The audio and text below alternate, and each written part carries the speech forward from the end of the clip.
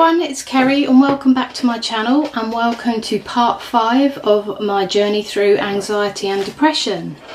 So I had my 5th and second to last counselling session earlier this week, and I'm pleased to report it was a really positive one. I was happy, I was smiling all the way through it. There wasn't any subject that I didn't really feel I couldn't talk about to the counsellor, so again that just goes to prove that it's good to talk. And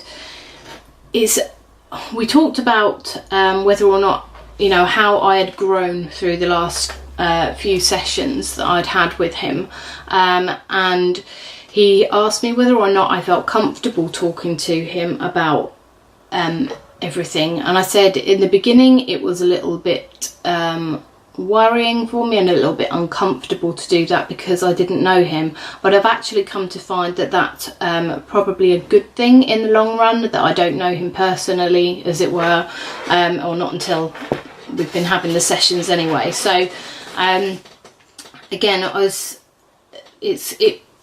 it really does help to talk. I can't stress that enough. But we talked about what it was that I need from my life, and I said that I have always felt that I was doing things for other people and not necessarily for me, and that I wouldn't do things myself because I was worried about what other people would think. Now that I've had chance to reflect and write in my journal and do the self-inquiry in my journal, I feel a lot more confident in going for what I want to do and not just what anybody else wants me to do. So it is now about what I need from my life, and it's me that's setting those rules now. We talked about how I may set boundaries with other people that make demands on me, demands of my time. So I've just said that what I'll do now is if I have, like for example, I go to the gym on a Monday night to do my body balance class, which I would recommend you try doing if you are able to go to the gym, or just do YouTube and have a look up at Tai Chi, yoga or Pilates, because all three of them are encompassed in that particular class and I love it. It really does help center me. So anyways, I digress. So I now tell my family, Monday night, don't call me, I won't be in, I won't be answering the phone. So again, it's about setting those boundaries and to make sure that they understand that, and that's how I'll manage that going forward. And so now I find now that I'm actually where I am telling people what I'm going to be doing and when I'm going to be doing it, or don't call me during these times, I'm actually find now that I'm actually being proactive rather than reactive. Again, that's a good learning curve for me, and it just means that I am colluding, if you like, with those that normally make demands upon my time. So I'm actually telling them, like, I'm setting out the boundaries, the ground rules, whatever you want to call it, and that again is going to help for me. And I know in the past I have felt really uncomfortable about doing that, but now as I'm starting to see things clearer, that's what I'm going to do. And I guess previously I'd always ask for people's opinion on something, but what I was actually seeking was some sort of reassurance. But that reassurance can't come from anyone else. That reassurance really has to come from within. So that again, whilst I may still go out there and ask people's advice, I will go with what I want to do now and not what others want to do. So one of the decisions that I've made is that I want to do a master's or a postgraduate diploma in sustainability. I'm not sure which course I'm going to go for yet. I've got a good idea, but I'll keep you informed on that one. So I have discussed that with members of my family, and I think most of them have said, oh, I don't think you'll be able to cope with doing it. So I'm going to go out and I'm going to, you know, I will take their advice on board, but I'm going to make sure that I find out, just exactly what's involved in the course and what sort of demands that would make on my time, because I do have a full-time job as well, and I know doing a master's degree is going to be tough, but I feel that I can do that now. I feel that I have the inner strength there to be able to say, yes, you can do this. This is what you want to do. This is your passion in life. And I think if you have a passion for something, you'll then find that it's not so much of a chore to be able to do all the reading that you need to do apart from that. So that has been an eye-opener, I guess, or, you know, I actually feel a lot more comfortable and confident in doing what I want to do now.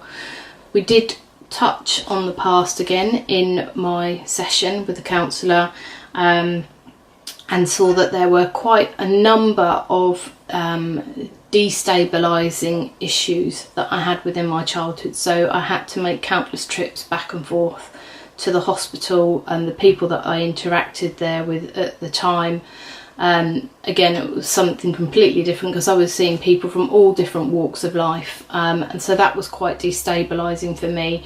And the fact that when my parents split up and my brother left home round about the same sort of time, again, that's quite destabilising. So I can see now, on my path, on my journey over the last few weeks, how those issues and those things at that time, how that's then led me to carry on my thinking of constantly needing reassurance from somebody else, checking, you know, making sure that I have the security around me. And, you know, I'm the first one to admit I am not the most secure person in the world, and to be honest, I think we all have insecurities about us, but I have learnt to be more secure in my own decisions and backing myself and having that confidence there to make a decision and make sure that it's the right one for me. If it's not, so what? Who cares? It is what it is. You have to have those experiences to teach you what you're good at, what you're not good at, and to learn from that and move on. But just because something doesn't work out in the way that you want it to work out doesn't mean that it's a bad thing. You've tried it, and that's the main, you know, that's the best thing I think that you can do. So in terms of where I go from here, I'm going to make sure that I continue to practice that self-care, take time for myself, not worry about what other people think, and to say no, you know, to people that are making those demands upon me. If I don't have the time to do it, I'm now not going to feel guilty or fearful of what's going to happen if I don't undertake the requests that other people have made. So I think I've come a long way in the last few weeks since I started the counselling sessions. I think I started them at the beginning of the year, and we're now towards the end of February.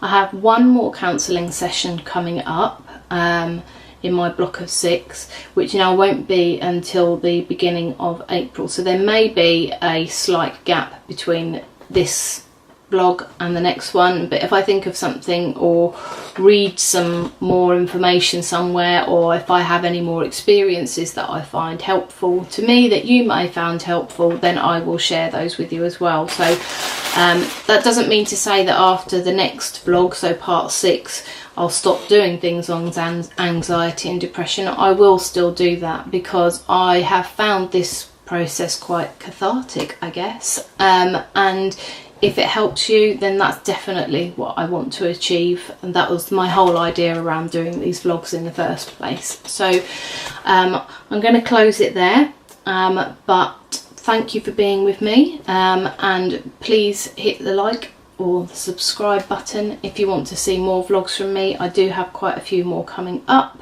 on different themes, but hopefully you will see that my confidence will grow as I'm doing these as well. So stay happy and stay healthy. Bye.